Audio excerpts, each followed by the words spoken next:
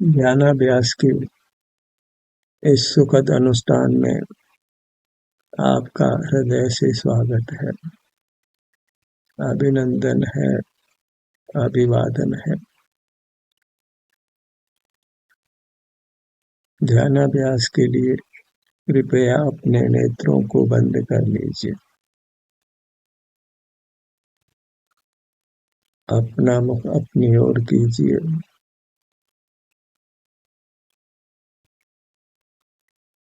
अपने चिन्ह मुहूर्त की ओर।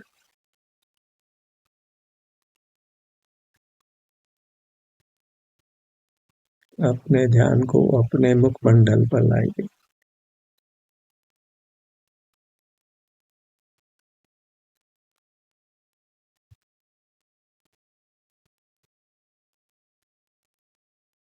सहज ही आप जिस भाव पर आते हैं, उस भाग के स्वास्थ्य की स्थिति का आपको अनुभव होता है।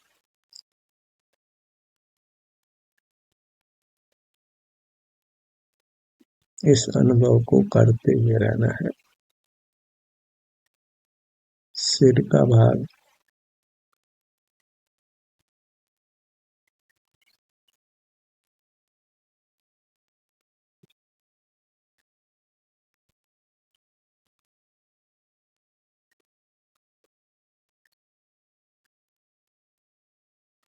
ललाट के भाग पर आइए।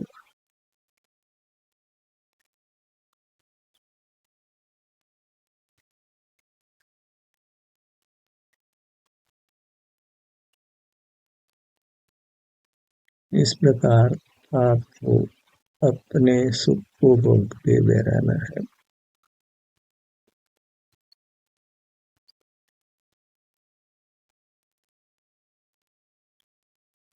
दोनों भुवों का मध्य भाग,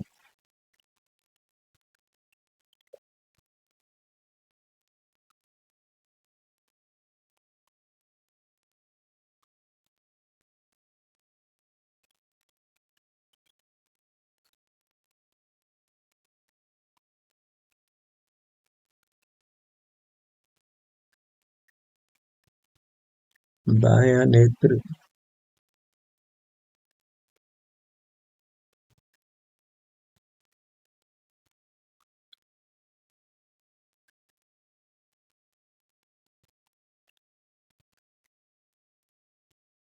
अपने तक सिमट कर रहना है।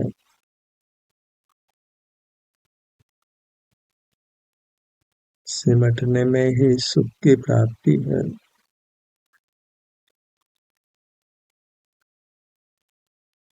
दायां नेत्र,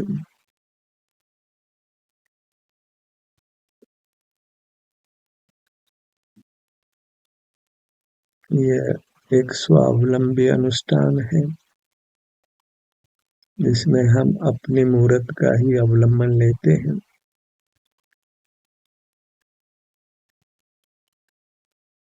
इसमें अत्यंत स्वाधीनता है।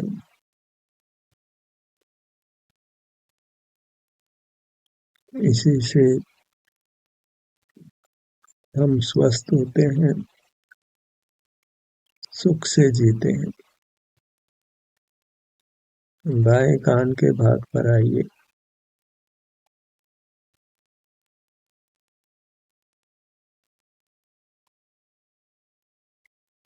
यथासंभव एक स्थान पर ठहरिए।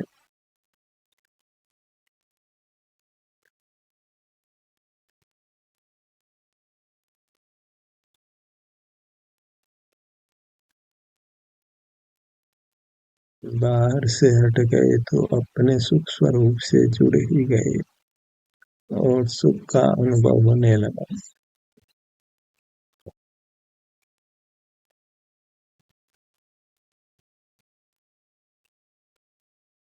दायां कान,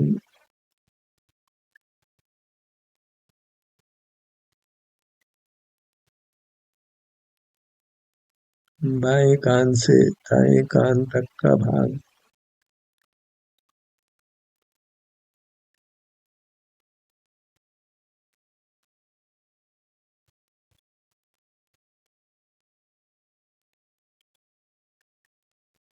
इस प्रकार हम निर्विकल्प रहते हैं, आकुलता रहित रहते हैं।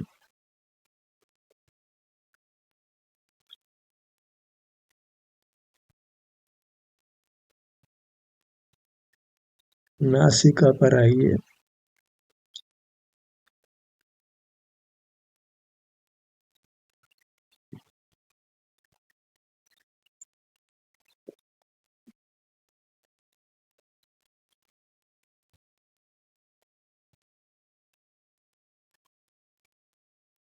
हमारे पूरे मूर्त सुख स्वरूप है। अपने जिस किसी भाग से युक्त होते हैं तो हमको सुख का ही अनुभव होता है।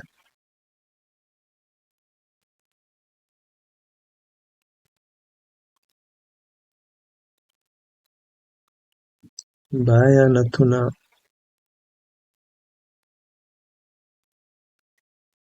दाया नथुना।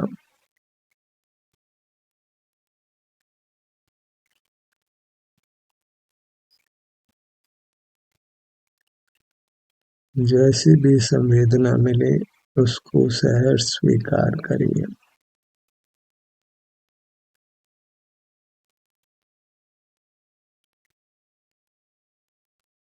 इसी से हम वीतराग रहते हैं, उत्तम सुख को पाते हैं। मुख का स्थान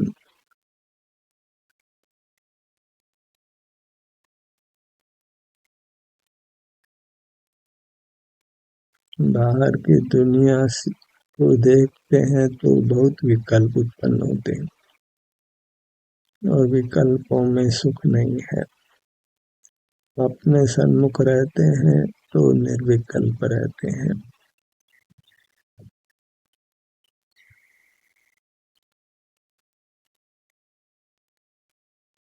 निर्विकल्प रहना ही सुख से रहना है।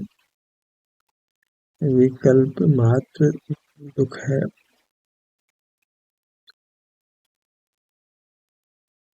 मुख के भीतर दंत पंक्तियां ऊपर नीचे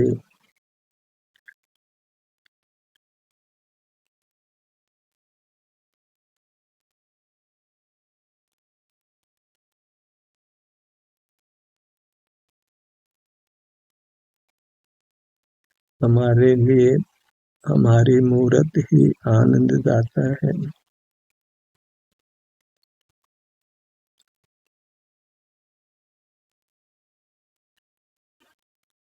सुख पराधीन नहीं है।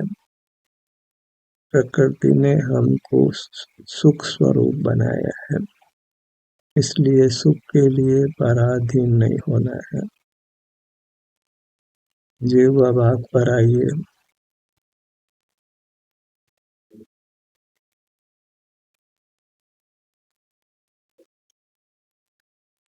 तालु। इसी अभ्यास के बल पर हम जन्म मरण की प्रक्रिया से मुक्त होने वाले हैं। परमात्मा पद को पाकर अनंत काल सुख से रहने वाले हैं। इसलिए अत्यंत श्रद्धा के साथ इस कार्य को करना है। यही मोक्ष मार्ग है, यही चारित्र का स्वरूप है। स्वरूपे चरणम चारित्रम। ये अपना अमूर्त शरीर है, वह हमारा रूप है। इसमें विचरण करना, आचरण करना वह चारित्र है और वही धर्म है। यह मोह क्षोभ से रहित वीतराग दशा है, अपना स्वाभाविक परिणाम है।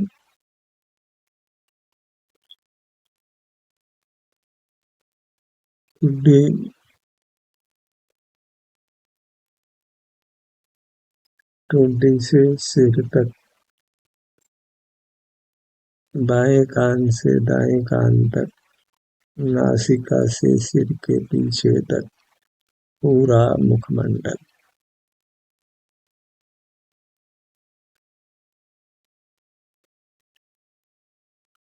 पूरी मूरत आनंद की ही बनी हुई है, आनंद रूप ही है।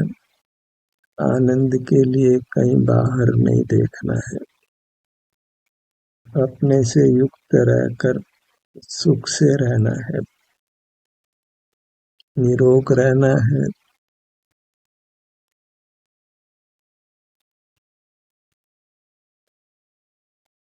शीघ्र ही हम मूर्त देह के बंधन से मुक्त होंगे, परमात्मा होकर अनंत काल सुख से रहेंगे। पूरा मुखमंडल।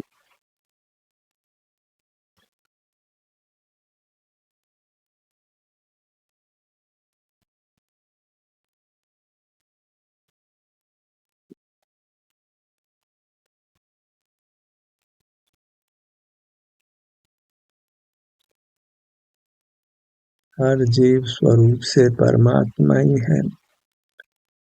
बहिर्मुखता छोड़े तो अल्पकाल में प्रकट परमात्मा होता है।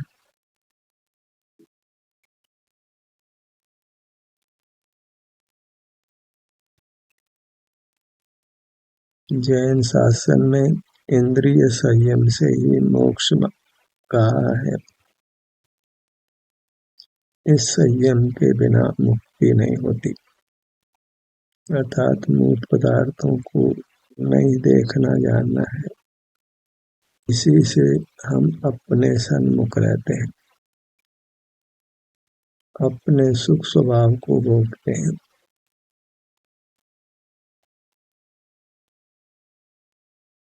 मोक्ष मार्ग का ये संक्षिप्त सा अनुष्ठान है।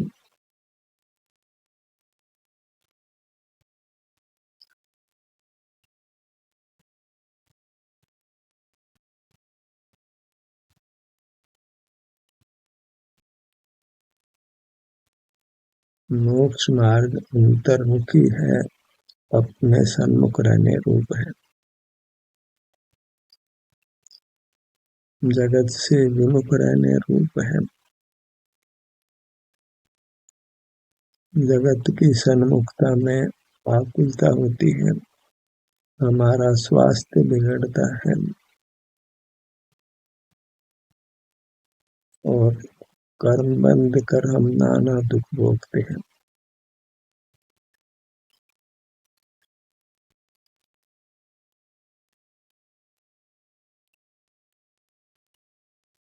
गर्दन का भाग। मोक्ष मार्ग एक ही प्रकार का है, स्वानुभव रूप है, इसलिए इसमें विविधता को नहीं ढूंढना है। प्रतिपल एक सा ही पुरुषार्थ करना है। प्रतिपल केवल अनुभव रूप रहना है, अपने अनुभव रूप रहना है।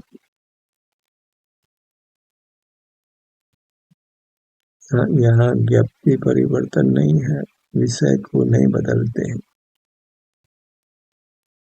दुखी जीव भी विषय बदलता है, सुखी जीव केवल अपने अनुभव रूप रहता है।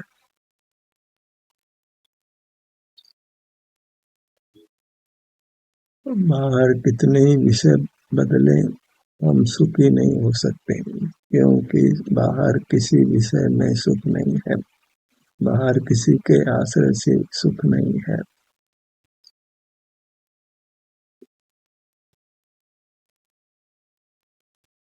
हृदय स्थान पर आइए।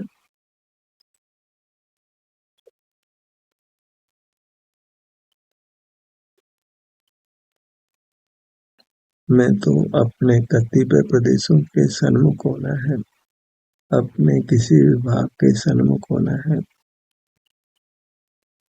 विभाग को ही अंग उपांग कहते हैं।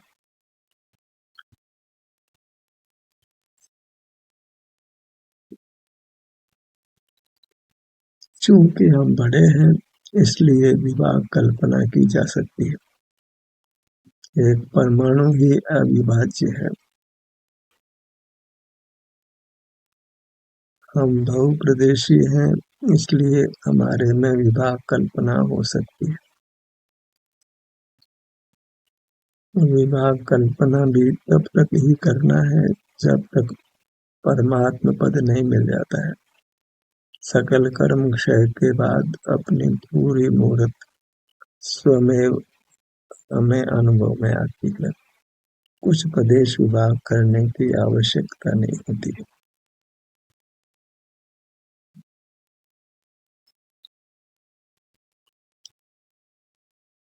फिर न मोह का उदय है न इंद्रिय ज्ञान है।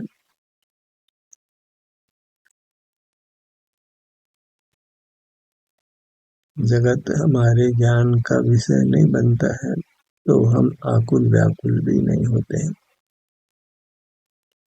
जहाँ जगत ज्ञान का विषय बनता है वहाँ अवश्यंभावी अल्पाधिक आकुलता होती है और आकुलता से हमारा स्वास्थ्य भी नष्ट होता है, सुख ही नष्ट होता है।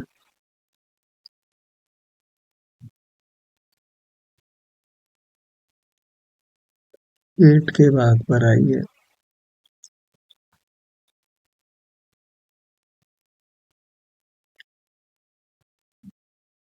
अनुभव का ही संस्कार डालना है क्योंकि इसी से हम मूर्त के बंधन से मुक्त होकर परमात्मा होने वाले हैं। अवश्य ही परमात्मा पद मिलेगा ऐसा विश्वास जगाना है।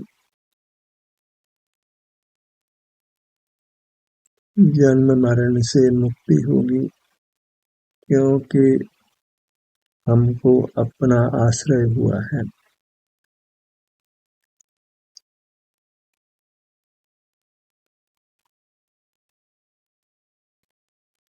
पीठ के भाग पर आइए।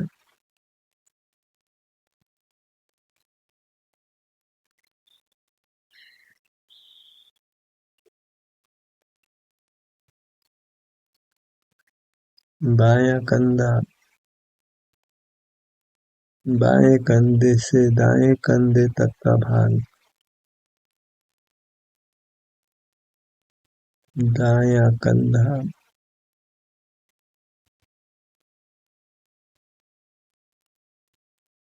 अभी कमजोर स्थिति है, इसलिए हम अंगों के नाम का विकल्प कर अपने अंगों पर आ रहे हैं।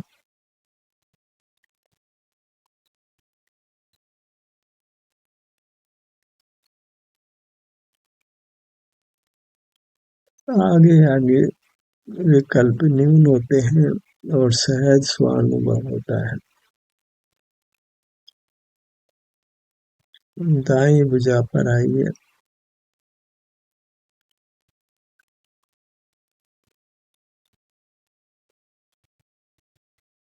इस प्रक्रिया में सहज ही इंद्रिय व्यापार रुकता है और मन वचन काया की प्रवृत्ति रुकती है। श्वासोच्छ्वास भी मंद होता है और समय पूर्व आयु का क्षय भी नहीं होता है।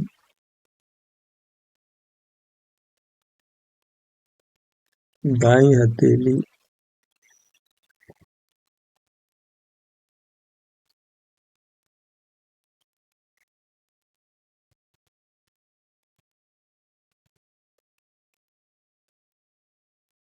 पांचों उंगलियां, ऐसा ही हमारा आकार बना है।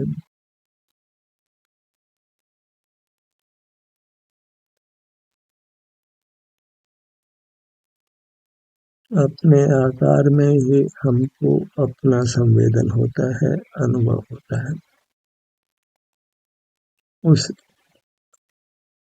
सुख की अवस्था का अनुभव करने से ही हमको अपने विस्तार की प्रतीति होती है।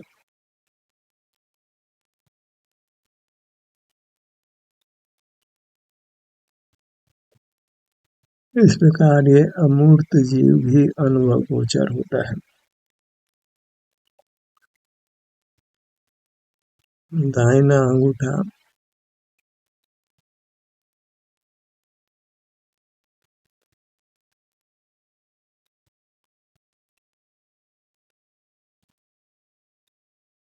तर्जनी उंगली, मध्यमा, अनामिका, कनिष्ठ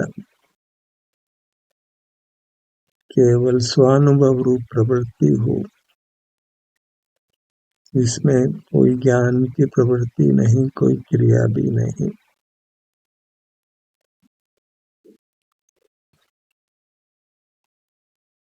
केवल शांति का अनुभव है।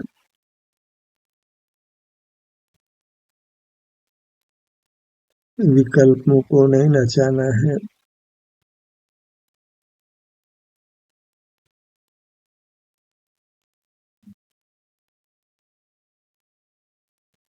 अर्जित शास्त्र ज्ञान का विकल्प भी नहीं करना है। दाई कलाई,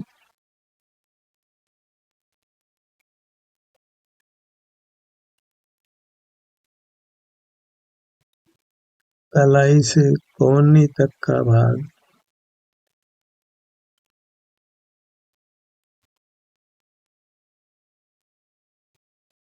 ये अपने शरीर में स्थित होने रूप ध्यान है, वही वास्तविक धर्म ध्यान है।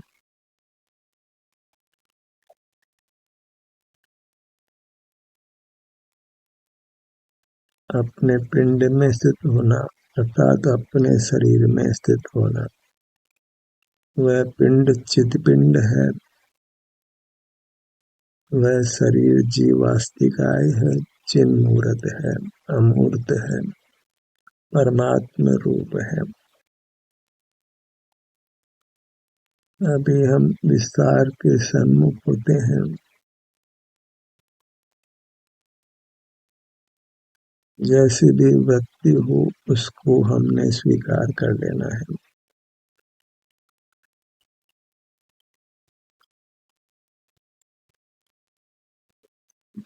दाई कोहनी, कोहनी से कंधे तक ऊपर की भुजा,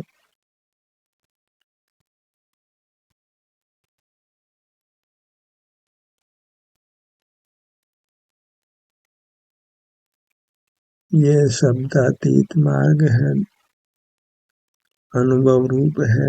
इस समय बुद्धि का भी कोई कार्य नहीं, कुछ विचार भी नहीं करना है।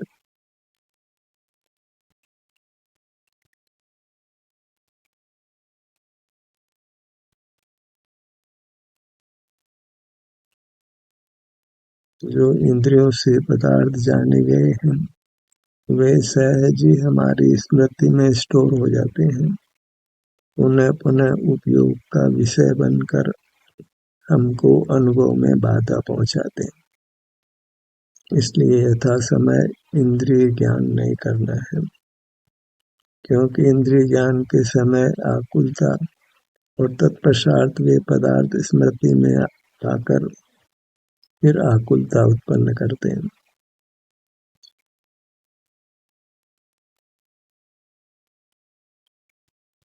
इसलिए इंद्रिय ज्ञान भूत पदार्थों का देखना है, न वर्तमान में भी आकुलता रूप है और भविष्य में भी तत्संबंधी कर्म का विपाक होने पर आकुलता होती है।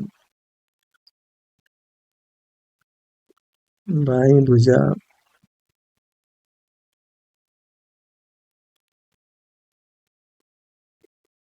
बाईं हथेली,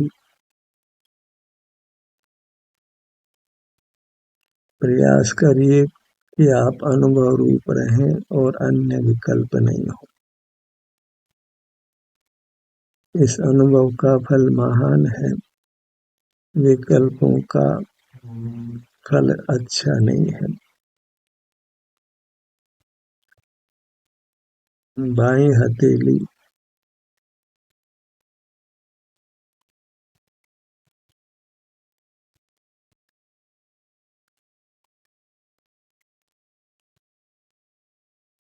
जहाँ अपने अंग पर जाते हैं वही हमको सुख का अनुभव होता है।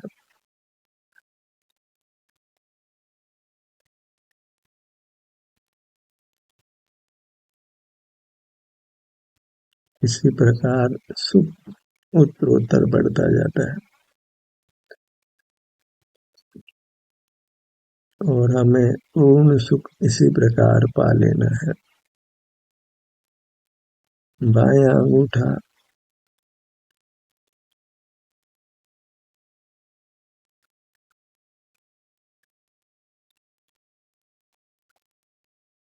तर्जनी, मध्यमा, अनामिका, कनिष्ठा,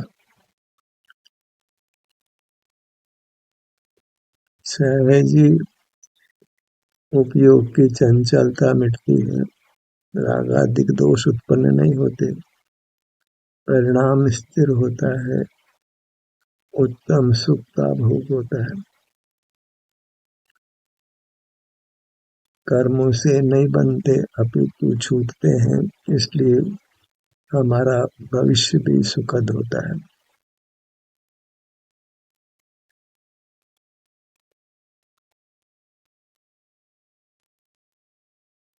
बाई हथेली, कलाई,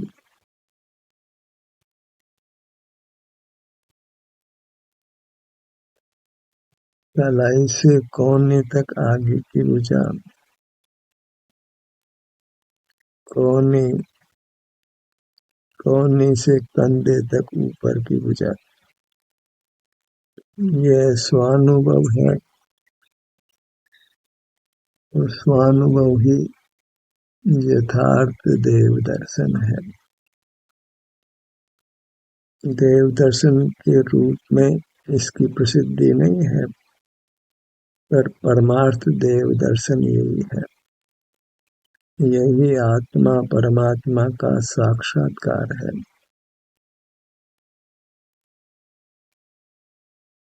यही परमात्मा को साक्षात देखना है। ये देखना अनुभव रूप है, संवेदन रूप है, क्योंकि अमूर्त पदार्थ मूर्त पदार्थों की तरह जानने में नहीं आते। मूर्त पदार्थ जानने में आते हैं और हमारा अमूर्त शरीर अनुभव में आता है। इस प्रकार जानने और अनुभव में अंतर है। जानने को ज्ञान कहते हैं और अनुभव को दर्शन कहते हैं। ज्ञान इंद्रिय ज्ञान रूप है, वह निंद्य है,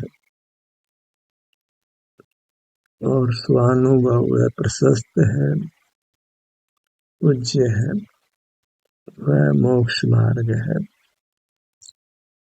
दाहिने पैर पर आइए।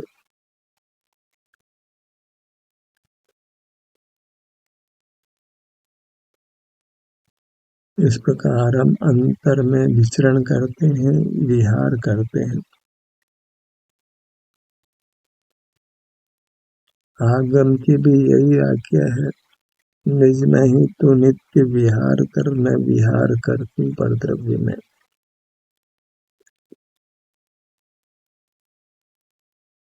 आगम के कुछ वचन ही परमात्म पद पाने के लिए पर्याप्त है।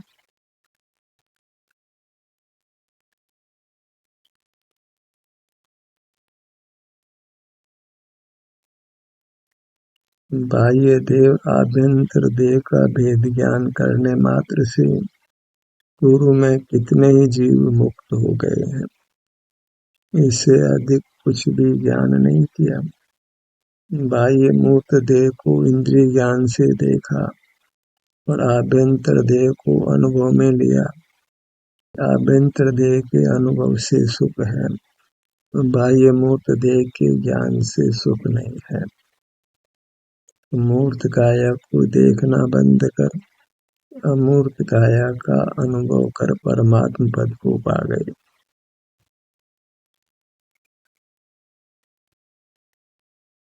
दाहिने पैर की पगतली,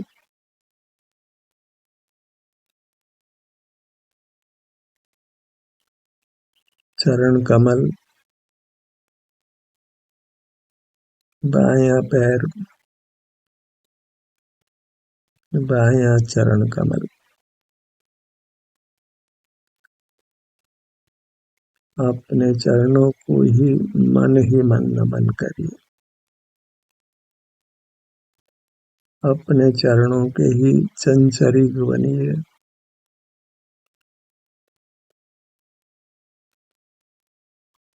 अपनी मूर्त का अनुभव करते हुए रहें, सुख से रहें।